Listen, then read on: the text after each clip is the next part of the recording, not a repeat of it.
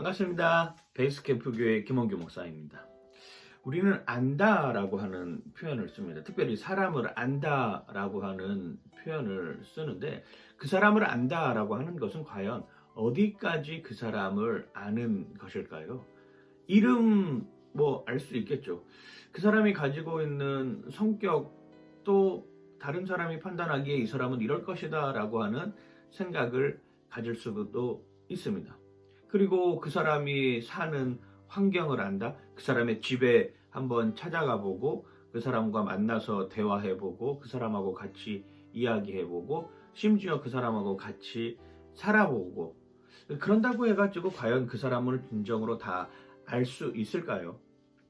아마 자는 잘 모르지 않을까 이렇게 생각하기 들 수 있을 것 같습니다.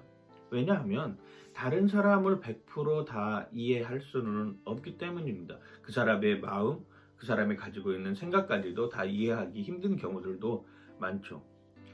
집안에서 가장 잘 안다고 하는 생각은 부부간의 관계에 있어서 서로를 잘 알 수 있습니다. 왜?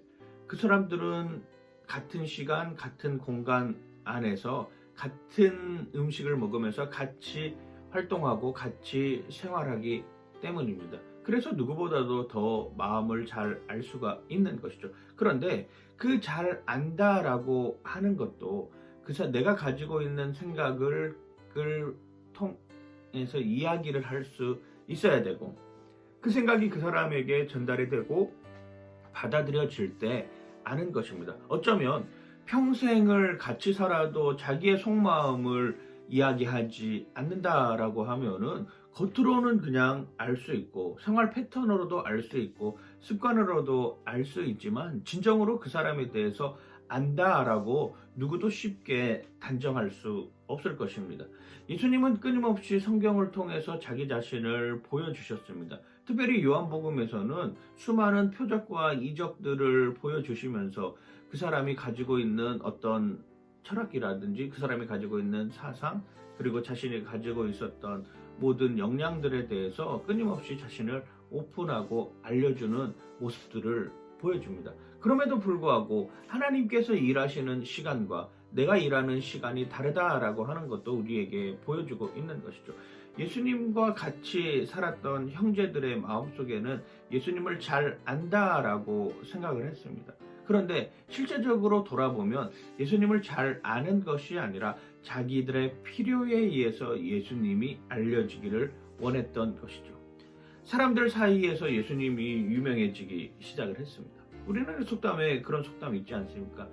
사람은 태어나면 서울로 보내고 말은 태어나면 제주도로 보내라 라고 하는 말이 있습니다. 왜 그렇습니까?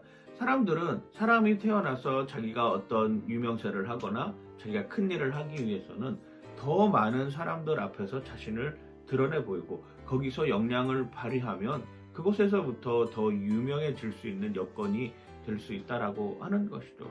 말이 태어나서 제주도로 보내는 이유는 말이 활동할 수 있는 여건과 환경과 조건이 제주도에 잘 갖춰져 있기 때문입니다.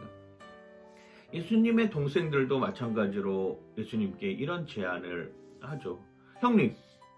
형님이 이제 좀 유명해지고 사람들에게 많이 알려졌으니까 형님은 여기 갈릴리에 머무르는 것이 아니라 유대로 가셔야 되는 것 아니겠습니까? 유대로 가서 거기에서 더 큰 역량을 발휘하고 사람들에게 높임을 받고 그 인지도를 쌓아서 뭔가 풍족한 삶을 누려야 되지 않겠습니까? 라고 하는 이런 모습이 담겨 있는 것. 때로는 어쩌면은 예수님의 동생들도 예수님을 믿지 못하고 유대에서 예수님을 팔아 넘기려고 하는 이런 생각을 가졌을 수도 모르겠습니다. 예수님은 아직 하나님의 때가 이르지 않았다라고 분명하게 이야기를 합니다. 예수님의 동생들은 예수님이 유대로 가서 어떠한 모습을 나타내려고 하는 어떠한 위치에 올라가려고 하는 이런 모습들을 생각했지만 예수님이 가지고 있었던 생각은 내가 유대로 간다라고 하는 것은 나는 이제 십자가를 지러 간다라고 하는 나는 하나님의 뜻을 쫓아 살아가는 삶의 모습으로 가겠다라고 하는 것을 우리에게 보여주고 있는 것이죠. 그렇습니다. 사람은 알지 못합니다. 특별히 다른 사람의 마음을 깨닫기가 참 쉽지 않습니다. 하나님은 초막절에 예수님의 동생들이 유대로 가는 이 상황, 그리고 예수님 스스로 당신이 초막절에 유대 땅으로 가야 되는 이 상황, 전혀 다른 의미의 방향으로 다가오고 있는 것이죠.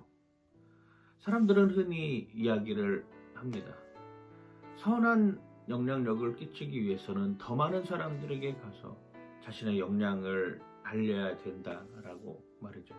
그런데 어쩌면 예수님의 방법은 그러한 방법이 아니라, 어쩌면 내가 있는 자리에서, 내가 처한 곳에서 최선을 다하고 열심으로 살고, 그리고 그 최선이 하나님 앞에 드려질 때 그것이 또한 또 다른 하나님의 방법을 실현하는 모습이라고 하는 것을 우리에게 보여주고 있는 것이죠. 오늘 하루에 살아가는 삶도 마찬가지입니다.